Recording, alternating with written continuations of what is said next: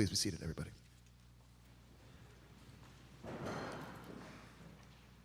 Morning, everyone.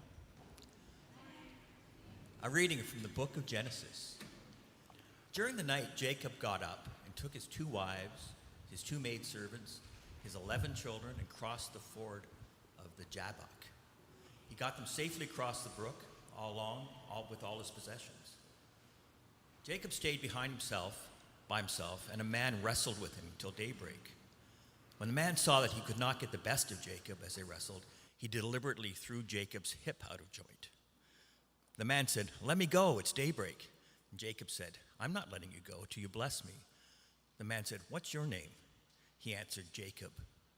The man said, "No longer. Your name is no longer Jacob. From now on, it's Israel, God wrestler. You've wrestled with God, and you've come through." And Jacob asked, "What's your name?" The man said, "Why do you want to know my name?"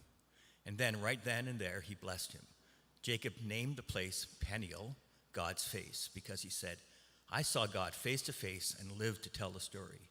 The sun came up as he left Peniel, limping because of his hip. This is our story. Thanks be to God.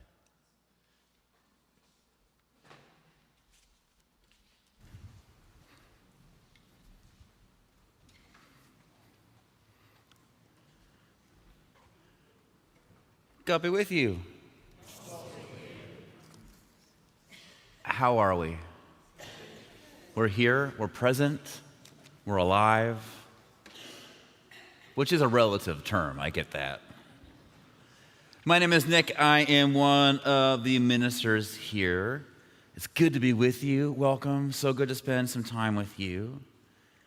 And let's start our little sermon time, our little talk about wisdom and how we live and be human and follow Christ. Let's start with this. Let's start with something that I've learned to be true. And I'm going to assume that you have learned this to be true as well. And what's true is this. We all have a move. We all have a move. And by that, I mean we all have this way of getting through life. We each have a way that's unique to all of us, that makes sure we stay alive, that we stay safe, and that we survive. Now, so for some of us, it's going to be the move of competence, of being the smartest person in the room and figuring out all the right answers. For some of us, it's going to be humor, and we'll be the Chandler of the group, and we always crack jokes, and that's our defense mechanism, and we're the funny one, and that's how we get love, and that's how we get by. I just aged myself. I love it. For some of us, not me, is people pleasing. And if we can be liked, if we can be seen as good and enough, then we can survive and get by. For some of us, it's going to be control. Regardless of what it is, though, we've all got to move. And these moves don't come out of nowhere. These are things that we have learned early on in life, that we have discovered this is how we don't get hurt. This is how we don't get too vulnerable. This is how we can feel loved. This is how we can stay safe and ahead of the game. And this is how we can manage all the chaos. We all have a move, right? Does anyone know their move? Right? Do we know that we have moves? If you don't know you have a move, look to your neighbor, your partner next to you, the person you live with, and they will tell you the move that you have. Because we all have them. These are all very human things. It's not a judgment, it's just a fact. If you are a human, you have a move. You've learned a coping defense strategy that gets you through life.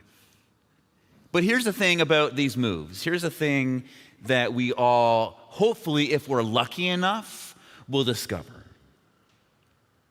At some point in your life, the move that protected you will become the thing that traps you.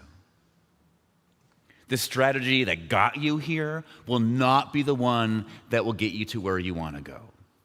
At some point, the move that you have learned will not be enough to get you to the life and world that you want. And if you've done the work, if you've been there, you know this is true. At some point, we reach a threshold. This moment when building a life and becoming whole stops being the same thing. This moment when we have to leave home in order to find it. This moment where we know that we have to die in order to live. And if you've done that work, you know this is no small thing. You know this is one of the most essential, important movements that we can make in order to be truly human and alive in the world. You know that this is one of those threshold moments where if you get through this, everything changes. And so it shouldn't surprise us, with it being such a foundational human thing, that there are stories in the Bible about exactly that. And the one that you heard is about that. It's about this movement. And it starts with a guy named Jacob. Now, Jacob's move, if you know his story, is to be sneaky and to be manipulative. It is to survive by whatever means necessary, by taking whatever will get him to that next thing. And his name actually means to take and to grab. And the famous example we get is the one that happened just before this story, is how he stole the family blessing from his brother Esau. And it's a big deal, because to steal a family blessing, that's like a cardinal sin. You just don't do that, because a family blessing, that was more than just inheritance. A family blessing was status. It was security, it was identity, it was honor, it was legacy. And Jacob wanted it, so Jacob does what Jacob does, and he decided to steal it. And how he did it was hilarious. His brother, the Bible tells us, and these little details in the Bible are just wonderful, because the Bible says his brother was hairy like a goat. And so Jacob dresses up like a goat and goes up to his blind father and says, "Hey, Dad, it's me, Esau." And his dad, falling for the trick, gives him the blessing, which you can't undo. And so he gets the inheritance, he gets the status, he gets the wealth, he gets the honor, he gets the legacy. But then Esau finds out, and he understandably is not very pleased. And he's like, "I'm going to kill you." And Jacob's like, "Oh no, consequences." And he runs. And he takes off with all the inheritance that he just got. And that brings us to the story that we get today.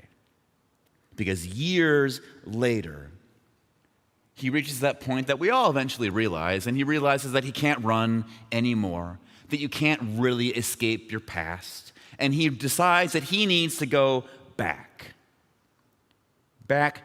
to his brother, back to his family, back home. And so he heads back. But Jacob, being Jacob, he does what he always does, and he tries to control the outcome before the outcome actually happens.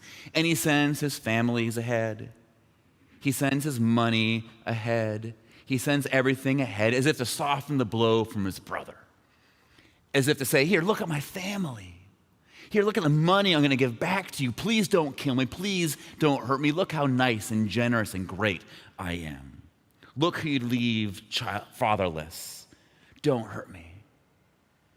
He's still sneaky. He's still manipulative. He's still trying to control the outcome.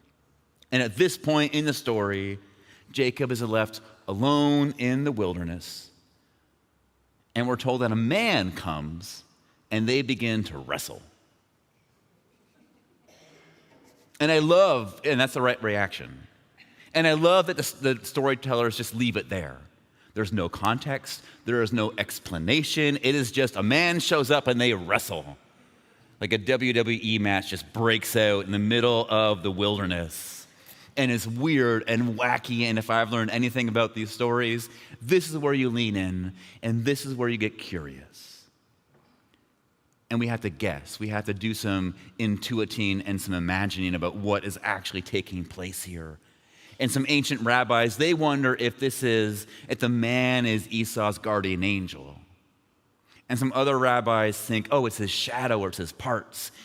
Some other people call it an angel. Jacob himself says it's God. But regardless, I think the answer is simply yes. It could be any and all of those things all at once, because however you take this story, what is clear is this is not an external wrestling match. This is an internal wrestling match. This is existential. This is spiritual. This is something happening in him as he's left alone in the wilderness, about to go back home and be confronted with his past. This is something taking place in him. Maybe he's wrestling with guilt, shame, regret. Maybe he's wrestling with who he is and what he has done. Maybe it's conviction and grief. Who knows? It all works. But what you'll feel if you put yourself in his shoes, that this is no small deal. This is not some little devotional by the riverside. This is like existential crisis. This is what I would call an undoing. Jacob is experiencing an undoing. The kind of wrestling match that strips you down, the kind that forces you to get super duper uncomfortably honest, the kind that pushes you past everything that you know. All your moves become useless. It pushes you past fear and into God, and it brings you into one of the most important conclusions that you can ever reach as a human being. I can no longer live like this. I can no longer live like this. Anyone know that place? Yeah, if you're honest, we all know that place. We all know what it's like to hit what we call rock bottom. That place where the pain of staying put is worse than the pain of change. And so they're at rock bottom. The wrestling match is going down. The man punches him in the hip, throwing it out of joint. And then the morning comes, and the man's all like, we got to wrap this up. As in, you have a choice to make, Jacob. We can't do this forever. What are you going to do? Are you going to stay here, or are you going to change? What are you going to do? And we're going to slow it down here for a moment, because this is where something really important happens. Something so unassuming and so quick that we can breeze right by it. Because this is where Jacob asks for a blessing. And take a moment and see what's happening here. Jacob, the sneak, the thief, the taker, the grabber, now asks for a blessing. The Jacob who stole blessings before the match is now the Jacob who asks for blessings in the match. And right in there, we get to see the choice that Jacob made. And we can't rush by this, because it is making a really big point about how transformation, growth, and this movement towards wholeness works. Because what this whole story is telling us today is that transformation does not begin with the realization that we need the change. Transformation really begins when we begin the work of change.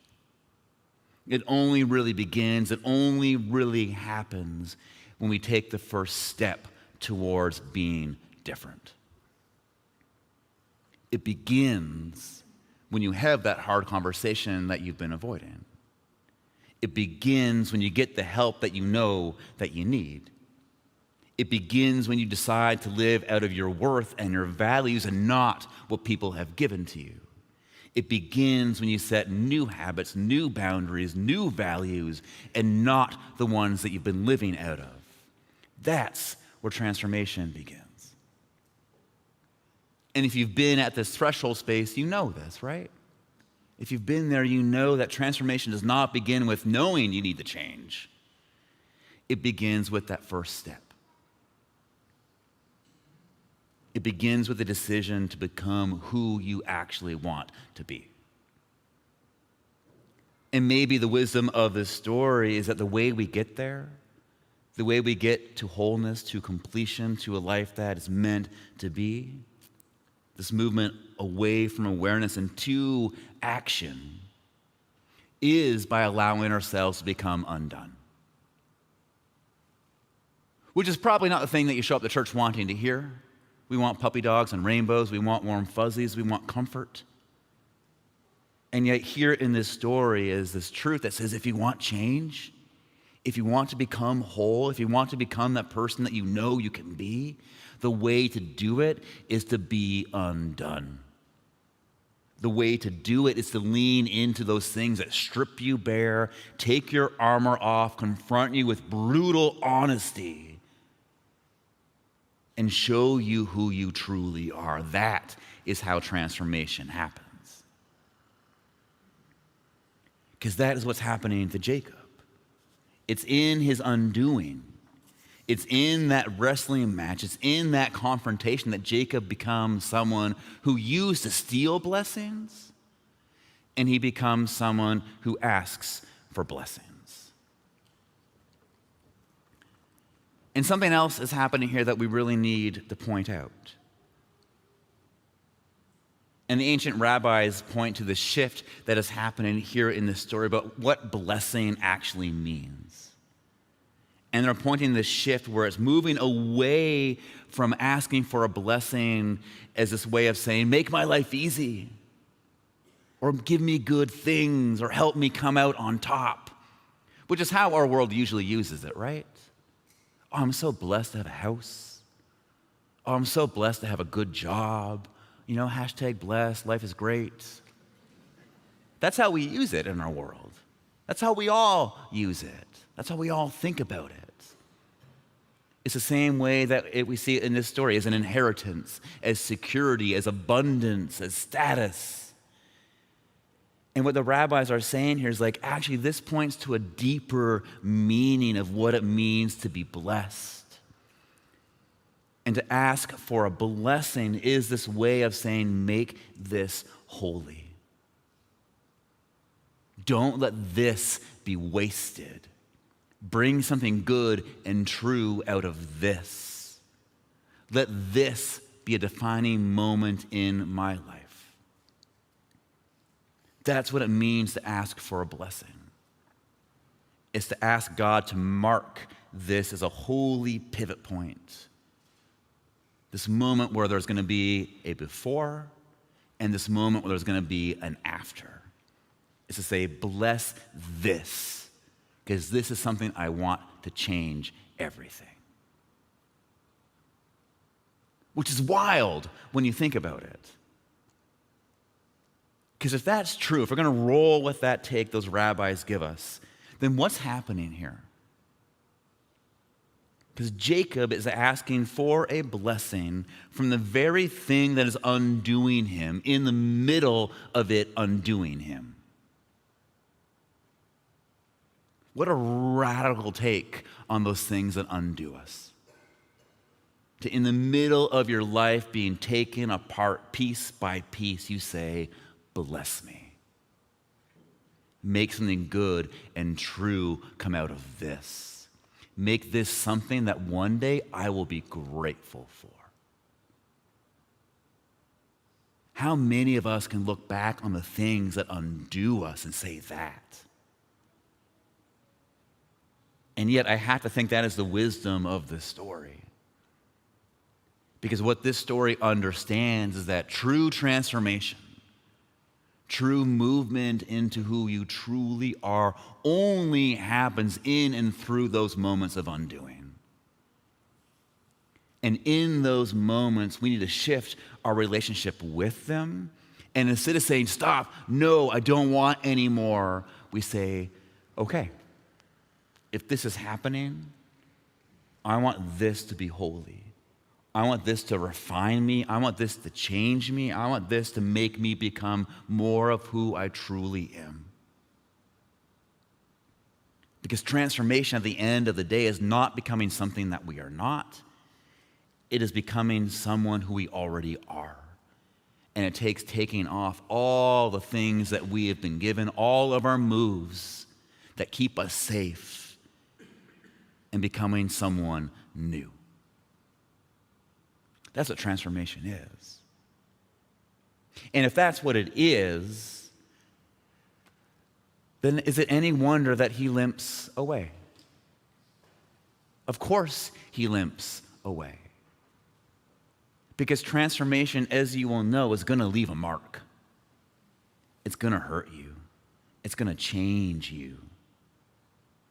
And I wonder what the wisdom of the story is. I wonder if it's saying to us is, instead of being shameful of those things, instead of feeling guilty about those scars and wounds and limps and baggage and fears that we get from our wrestling matches, I wonder if what the story is actually saying is like, yeah, that's the cost of transformation. That's the price you pay. Because transformation will literally change how you move. It should change how you move. It better change how you move. And sometimes not in the ways that you want, but it will make you truer to who you truly are. And so the question is, it leaves us. What wrestling matches do you need to have? What undoings do you need to embrace? And how can you, in the middle of the undoing, do this ridiculously challenging thing that our faith gives us and say, bless me. Make this undoing, make this falling apart, make this holy.